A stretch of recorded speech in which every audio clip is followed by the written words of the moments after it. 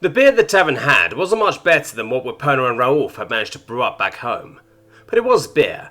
It was rare to have that on a daily basis after all. Prices were also distinctly rural at only 2 copper per mug. It also helped that the first one was on Udati. The tavern was cramped yet warm, and that would do for Sapphire as they sat and exchanged stories with the locals. Some of them remembered Sapphire, and they all knew Dakota, since this was the closest town if you could call it that. Her show and her crew had not joined them, much to Sapphire's annoyance. She would have liked a good few war stories. The locals mostly had some funny or odd occurrences since, well, not much happened around these parts normally. The most interesting thing they had to report was spotting a single large flyer, escorted by a rather large formation of small flyers, who had come past 2 days after the trio of dragons had left. Dakota had decided to call that one in using her fancy new earpiece. If that was bad news, they needed to know back home. The Nook had replied they had not seen anything out of the ordinary, even if Jackalope had persuaded Jarix to fry a small herd of deer. Sapphire guessed it was likely a joint effort, but still, she would have liked to see that. If we were the target, wouldn't they have attacked though, at least after we all left? Balathon questioned, as he gulped down more of the passable ale. Unless those bastards are waiting for more like last time, Dakota replied, clearly not optimistic on the subject. If they saw Jarix go out today, that would have been the perfect time though, Balathon retorted. And if they had a dragon or whatever that was, it would have been more than a tough fight. But could they win fast enough? Dakota replied, clearly not convinced. You keep folk are always so self-centered, Udati spoke up. Is that so, Miss Pretty Good Archer? Sapphire replied with a smirk. Udati seemed more than capable of handling a little teasing, so might as well. What if you aren't the target, huh? There is not much except Frontier keeps this far out, Dakota replied. But there are more than yours. What about Hillstyle or Derivia? Sure, it could be, but from this direction you'd get to us first. And you've proven a hard nut to crack, Udati replied dismissively, and that is a mighty big forest you're all bordering. You think they are probing us? Dakota replied. She sounded like she was considering the fact. Sounds like a very expensive way to gain access to the forest. We can't cover all of it. Hell, we rarely even see someone from another keep, Sapphire added in. Could just be looking for fresh recruits, she continued in a dark tone. Don't say things like that, Canberra objected. That's horrible. Well, they weren't trying to corrupt anyone when we fought them, or if they were, they sucked at it, Balathon added in. Could just have been another trader going for another keep, Sapphire interjected. It wasn't like they could do anything about it anyway, unless they turned back tomorrow maybe, and that was a very big maybe. No, we always land there. There is no good resting place for a day's flight in any direction, Volson joined in. So, bad guys heading that way doesn't have to be Darklings though, Udati added. Could be brigands or something. Is that better? Sapphire had to ask, genuinely curious. They all just looked at each other, no one having an answer for that one. Darklings were usually predictable, especially if they didn't have someone to order them about with them. Brigands though, or maybe even hostile mercenaries, was a very different thing though. So what you are telling me is you basically just spit in the bucket and hope it doesn't blow up? Tom couldn't believe they hadn't figured out a better solution to that problem. It's very rare for that to happen. I've only had it happen twice. Why are you selling it anyway? You make a good salary. It's free money, duh. Tom had to give him that, stepping back, nodding. Okay then, let's see it. Tom was very glad they were not in the keep for this experiment, even if his plan of having Jarix do whatever he had to do to make the stuff wherever they went had taken a bit of a hit, considering the danger involved. Tom put on his goggles just in case and made sure Kieran was hanging onto him like a backpack, just like they had practiced for other dangerous experiments. Should I also spit on bucket? Kieran questioned. I'm sure Esmeralda would love it if you don't spit on the floor, that is for sure, but don't worry, yours doesn't blow up. Now put the earmuffs on. Tom swiveled his head to check Kieran had done as instructed. Not at all to see him with those goddamn adorable little earmuffs on. Okay, Jarix, take it away. With that, Jarix gathered up a good-sized amount in his mouth and spat at the wooden bucket they had borrowed without asking. He pulled off the maneuver with the grace of an experienced bar-goer, hitting the bucket cleanly. Tom had closed his eyes, expecting the whole thing to detonate, but nothing happened. The result was about half a jar's worth of the precious stuff, even if this looked a lot thinner than what he had bought, so he guessed it needed to be concentrated. It wasn't that far off, though. Not bad. I gotta say, being a dragon is looking very easy from my standpoint right now. That stuff was quite expensive. It is? Jarix questioned, clearly surprised. I used to get a silver for that at most. I guess prices are different out here then. Had Volson ripped him off? It's dangerous to transport, so traders demand a high price for it. Come by the training fields in the capital and we will sell you a jar for a tenth of what a trader will. Zarko clarified for him. That did make sense, Tom guessed. What do you need that much for anyway? It's good for many things. Tom held up his fingers to do some quotation marks in the air. Magic boxes? I used to show you the movies. They run on electricity. They're powered by lighting and show illusions, and you still claim it isn't magic? He hasn't lied yet, so I just go with it, Fengi added. She and Jackalope caught wind of what they were doing and had come down to watch. Tom had a feeling Jackalope was hoping for another boom, and Fengi had just tagged along, hoping not to do any work for a bit. No magic involved, I swear. That thing I'm making for building the guns, the lathe, that thing will run on electricity too. That's what I need this for. So the more I spit in the bucket, the faster I get my machine gun, Jarix went excitedly.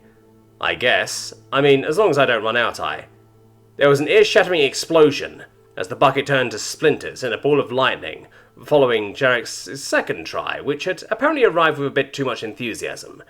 Jackalope, utterly surprised, and of course closest to the bucket, was knocked on her ass with a yelp, clutching her ears.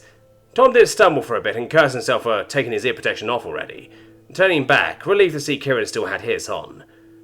3 times, Jarix admitted, in a slightly shameful tone. Whoops.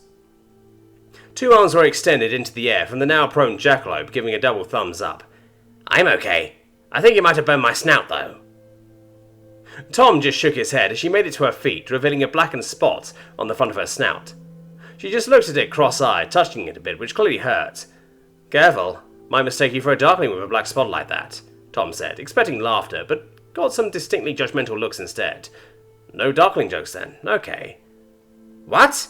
Jackalope answered entirely too loud. My ears are ringing. What did you say? God damn it, Jackalope, Fengi went in a defeated tone. Tom made a mental note that the next one to receive ear protection would be Jackalope. Her hearing had mostly returned by dinner that day, and her snout was now bandaged up, looking truly ridiculous. As they ate, they were going over the progress made.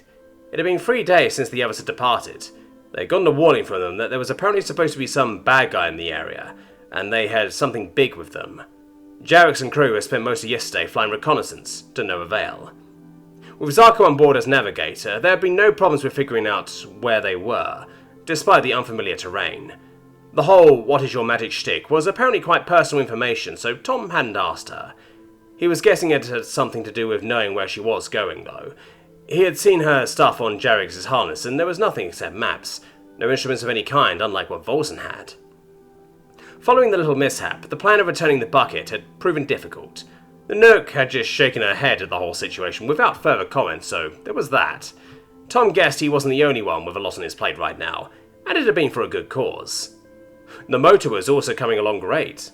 All the wire had been drawn, and Tom was already spending his evenings winding the thing, often telling good night stories at the same time. It wasn't a bad way to spend an evening, distinctly not stressful.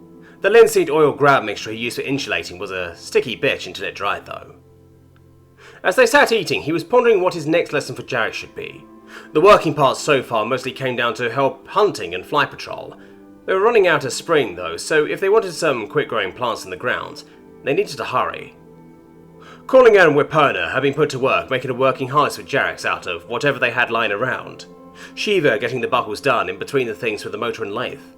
Following Archon's last visit, they had secured a large amount of metal to work with, and with the promise of more on the way, it was looking like work hours were going to be the limiting factor.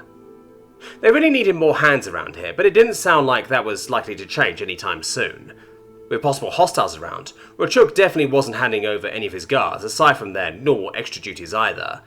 Speaking of which, tonight was Tom's turn for guard duty. He sighed a bit, at least he could work on the motor up there. As he sat up in the tower, winding away, periodically peering out into the darkness, he wondered just what the fuck he had got himself into here. He was sitting in an, by all accounts, alien keep in a fantasy world, running an electric motor.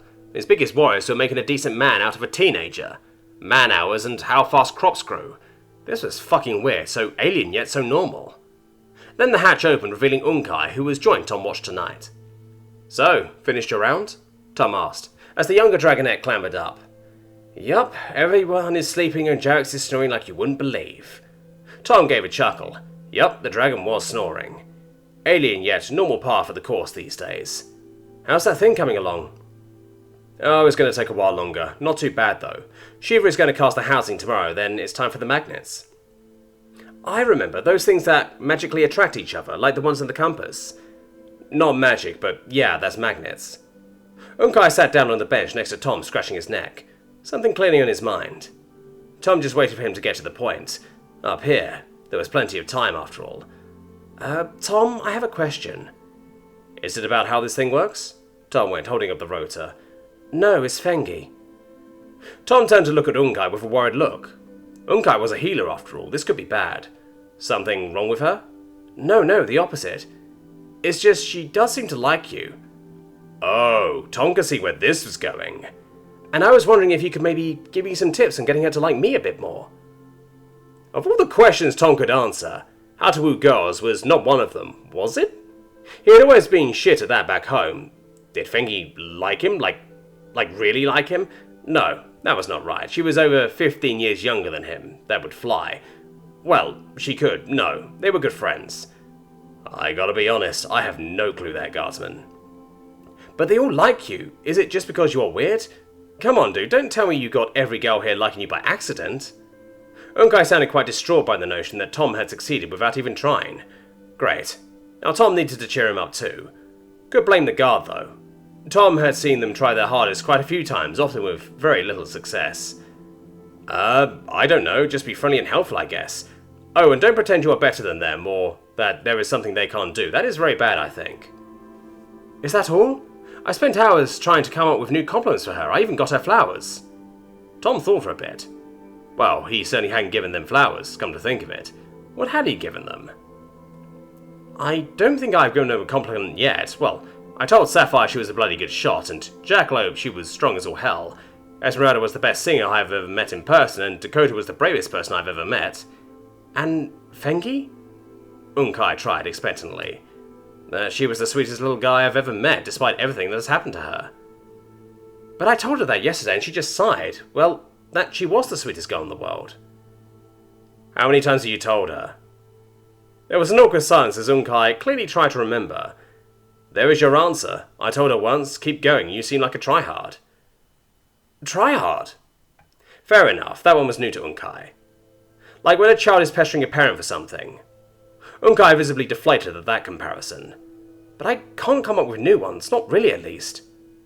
Really, bro? You just keep trying the same ones again and again? Even Tom could figure out that likely wasn't a great plan. You don't have to. She's not stupid. She knows what you think of her. Sounds like you have made it very clear. Then what? Perhaps don't treat her like she can't figure out you like her. You couldn't, it seems. Now hold on, that was different. Kakashi told us you had her wrapped around your lap down by the lake and the other girls were jealous. Now you claim you didn't know she liked you? That's because I'm warm and they were cold. Same with Jackalope in the smithy, I swear. Unkai didn't seem convinced by that answer. How do you people even do that? You seem to be running around trying your best to get them to like you. Do they just pick? Tom honestly had no clue. He only knew some of them apparently got married somehow at some point. What? No, I mean, if Fengi asked, I wouldn't say no, obviously. Unkai replied with a coy smile. What about Sapphire, then? Okay, that would be fine by me too, but come on. Have you seen a more perfect woman? She's so hot. Tom did admit she looks damn good. It really wasn't fair the Huntresses spent almost every day walking around with a bare midriff. It was damn distracting. What about Jackalope, then? Nope, too crazy. Fair enough. She definitely had upsides too, though. She's strong as all hell, though, and she ain't scared of anything. Funny too in her own slightly unhinged way. Oh yeah, she can be great fun until she does something incredibly stupid and hurts herself or others. I think you are scared of her because she could rip you in half. Tom punched Unkai playfully on the shoulder. Unkai didn't strike Tom as particularly brave. He was dependable, though. Who wouldn't be? She's fucking scary. Fengi isn't. Checkmate. As predicted, Unkai didn't have a comeback for that one. Tom just put on an evil grin. Well, why don't you ask her then if you are so brave? Unkai finally replied. Only if you ask Fengi. No way, I tried last summer's celebration, she slapped me. Unkai sounded probably hurt at that. Were you drunk at the time? Maybe. Was she drunk? There was a bit of an awkward pause. Don't really know, he finally admitted. Okay, so he had likely been very drunk then. Tell you what, friend, I'll try and put in a good word, and in return, you just try to talk to her like a normal person. Not just praising her or trying to do her work for her. Just be kind and helpful, then let's see what happens. You would do that? Tom guessed they were used to some competition, but sure, why not? Sure, I'm kind to you, Tom replied in the most inappropriate voice he could manage, stroking the guard's thigh. Unkai looked a little strange, almost going stiff trying to process that, before Tom broke out laughing at the poor guy, who reciprocated with a punch to Tom's shoulder. Damn you had me worried there, arsehole. Tom just continued laughing at how well that had worked. You'll do it though, right? Sure, can't hurt. It was official. Sapphire was getting really bored. They had run out of ground to play I Spy over an hour ago, and they had gone through every game they had on board. She had taken to the wing just to do something, flying around, stretching her wings for a bit. They had been at this 4 days now, and they wouldn't be reaching the capital today either because of that stupid storm they had to go around. Sapphire was damn glad she hadn't signed up as an escort back in the day. This sucked. The other escorts didn't seem to mind though. She guessed they were used to it. A few of them were always on watch, the others were playing games or just sleeping the day away. Sapphire, though, was bored out of her mind. She was even considering trying to go through some of Tom's classes in her head. Her chances of remembering something she had barely understood at the time were next to zero, though. Maybe she should try to buy a book in the capital, just to have something to read on the way back. If only a Puma had let them take one from the library like she had asked. Sapphire had no clue if she could even afford a book. She had ever bought one in her life. She guessed they were expensive, though, and she only had 8 gold and a few scraps with her. She sat down on Arshan's back, walking over to where Dakota was sitting, talking with Canberra. Dakota, why did we bring some of Tom's stuff to sell in the capital? We did. Also, following our little agreement with Ashore, I don't think we are looking too bad this year. We hired Arshan to go right back to the keep after all. That isn't cheap. You know, I'm almost jealous up here, Thorson added in, apparently listening. Oh shush, you got paid handsomely. Of course. Do you know how much stuff were you planning on having us carry back? Don't know, that is up to Ashore, I think. She's the one signing for it, Dakota shouted back. What do you need all that stuff for anyway? Canberra questioned. I heard it was mostly metal and alchemical stuff. Well, more of those for starters, Dakota went, pointing to Sapphire's bow, and I think he has more surprises in store for us. Then, what did we bring to sell? Sapphire asked. She hadn't seen them loading anything of note before departure. Dakota just smirked, opening the pouch she had under her arm. Sapphire noted that thing hadn't left her side yet. Inside were sheets of paper. Ideas for the guilds, sold under royalty, of course. Sold with the authority of the king? Sapphire questioned. That didn't make sense. There was no way they had that. No, Saph, it means for everyone they make, we get a small amount of money. Sapphire had to admit that was a very good idea. Didn't you say no weapons, though?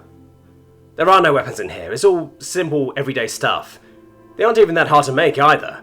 There's a lighter for starting fires, those pencil things he uses for writing, the earmuffs he made for Kirin in big size. The compass is my favourite. Ashore has the plans for the bow, which is to be given to the Royal Guard as payment for all those supplies we are getting, and a token of thanks for Jarrus's deployment. And Tom Guy just gave you all of that to sell? Canberra asked. Just like that? Well, most of the supplies are for him, but otherwise, yeah, Dakota admitted. What does a girl have to do to get on his good side? Breathe, don't try to kill him and his friends, and not being an arsehole helps, Sapphire joked. It was true, though. She had yet to see him be truly mean to anyone short of Dashu and the bitch. He even still treated Koollman with respect, following some of his unkind remarks. Whatever you do, just don't get on his bad side, that is even worse. If you do, you can ask Dashu when you get there why, Dakota added in a grim tone. Point taken, Canberra went in a wistful tone. He might look strange, but damn I wouldn't mind not having to work another day in my life.